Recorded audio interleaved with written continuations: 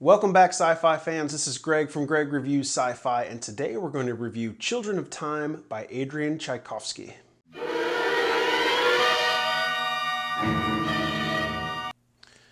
So truth be told, I've been skipping this book.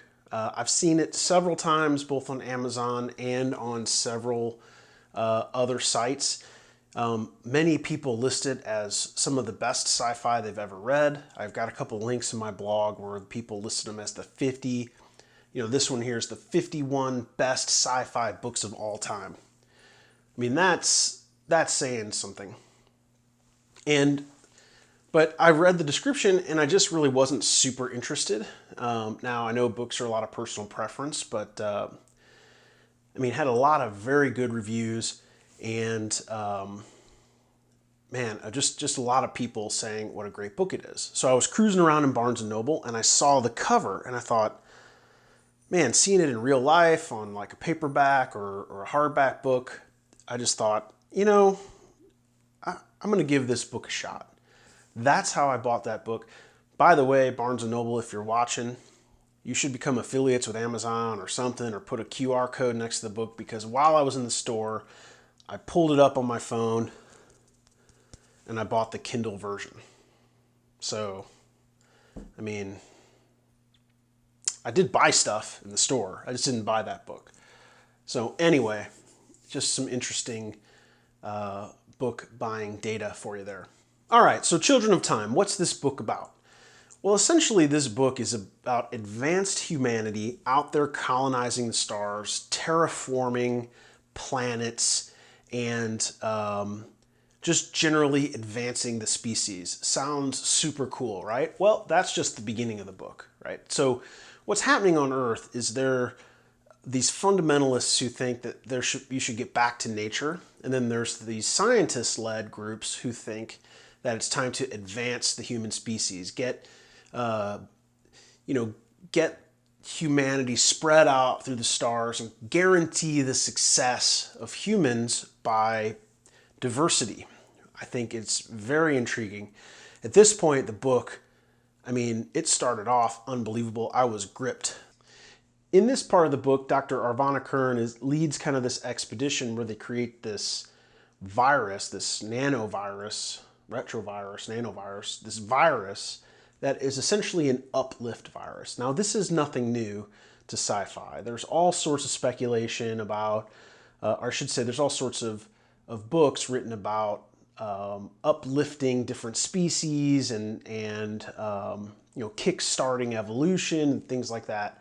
And so it wasn't really surprising that this story this was unfolding.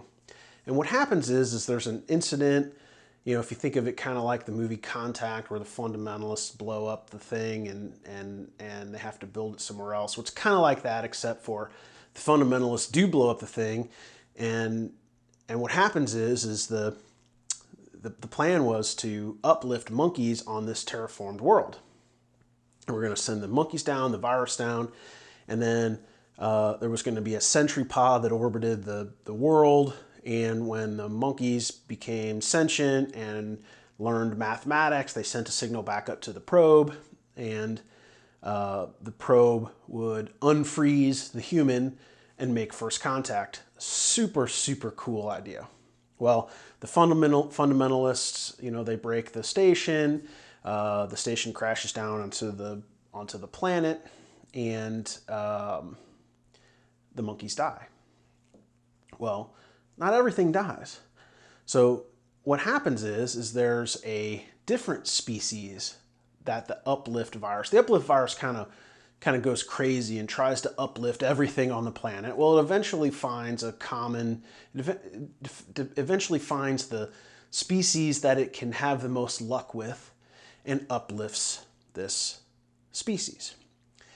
Now, this is where the book, in my opinion, really stops being interesting, because what happens is thousands of years go by, and I'm skipping a lot of this book for spoilers, because if you decide to read it, I'm not telling you the good stuff. So what happens is thousands of years go by, there's an issue on Earth, Earth goes dark, and A lot of time goes by. Eventually Earth, develops spacecrafts again and things like that. All very common in sci-fi books, by the way.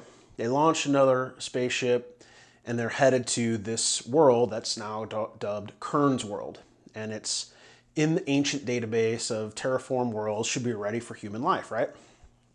Well, the ship that's coming is called the Gilgamesh. And the Gilgamesh is cruising along with most of the people in, cryo freeze or suspended animation, whatever you want to call it. And there's this group of people called the Key Crew that wake up every once in a while and make sure stuff's not going wrong and go back to sleep and keep on cruising. Well, anyway, while this is, it takes 1,000 years or whatever for them to get to this planet because they're going the slow way, right? They're being frozen and going the slow way. Meanwhile, the nanovirus is doing its thing on the planet. This part of the book, for me, is unbearably slow. I mean, it just would not end. I mean, we talked about, or we learned about each interaction of the species on the planet and when it overcame evolution and, figured out how to do metallurgy and then the Key Crew, they wake up and they do some stuff and then they go back to sleep and they wake up and do some stuff and they go back to sleep. It was just absolutely boring. So boring. So boring, in fact, that I found myself skipping chapters. So from then, so eventually the Gilgamesh does make it to the planet and they figure out that it's protected by this sentry pod that's of super modern technology that, of the old Earth Empire. And they can't, it threatens to blow them up and they have to run away. Well, they give them another target to go chase. This is really, honestly, in the book, this felt like a way to buy time for evolution on the planet to kind of catch up with the humans. So they cruise off in the Gilgamesh to this other planet, which ends up to be crap. They find a space station and they do some stuff on the space station, decide they've got to go back to Kern's World. Well, they go back to Kern's World. They figure out, by that time, lots of time's passed and some crazy stuff happens on the ship. It starts to get interesting about this point. And they get to the planet and they interact with the species that's been uplifted. Now, it might sound like I'm giving away the story and this is full of spoilers, but it's not. Like, this book is very long and the interesting bits I have not shared. What I will say is that the ending is very good. So is the book worth the ending? We'll get to that a little bit more later, but the ending is very good. Okay, so let's get to the actual review. So for story, I gave it 2.5 stars out of 5. That's how I thought the story was, mediocre. I mean, whenever you're skipping through parts of the book, I think I even posted on Twitter halfway through the book, like, is it worth continuing on? Like, somebody give me some hope. And other people said, yeah, the ending's really good. You should just try to get through it. Which isn't that great of a response, but once I'm in it, I'm in it. So that's what happened. Like I said, the ending's good. That's why it got 2.5 stars, in all honesty. The beginning is great. Great. I love the whole idea of the uplift and the monkeys and Irvana Kern and all that. Love that.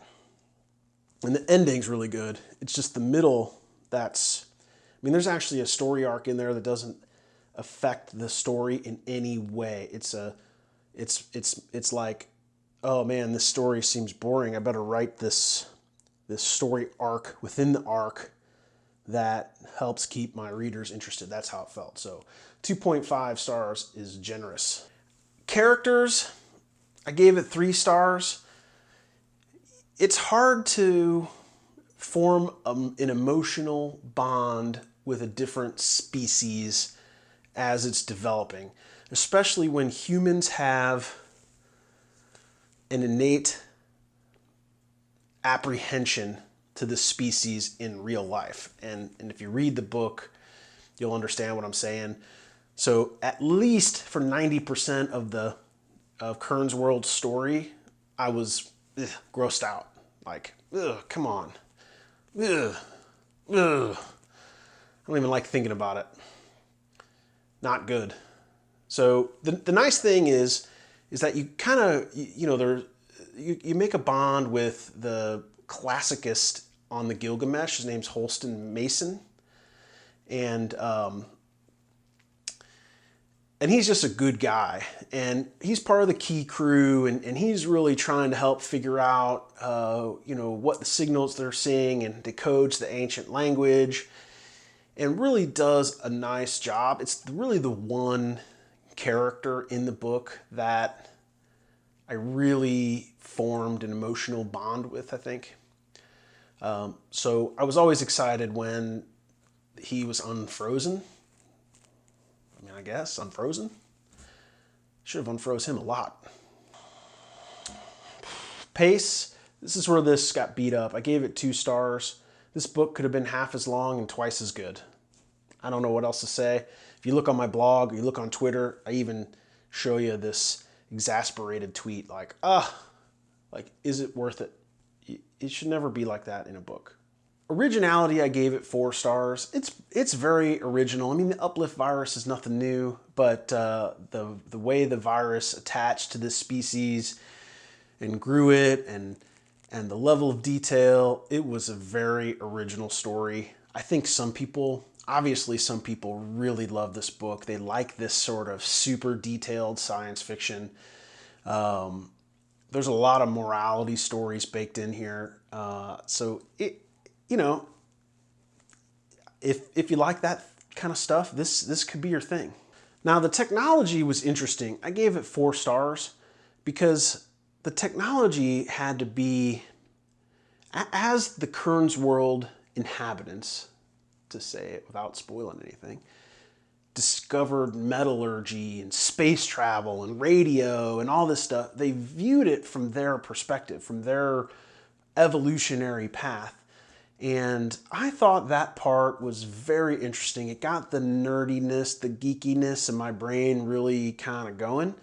And I thought, man, this book, it has elements of greatness, like really just elements of greatness, mixed with, like the long road to go and buy something good. Like at the end of the road, you want to buy this thing that you just want so bad, but you have to drive 5 hours to get there. That's this book. Frustrating. So as you can probably tell, this book was not for me. I really just dislike these types of books.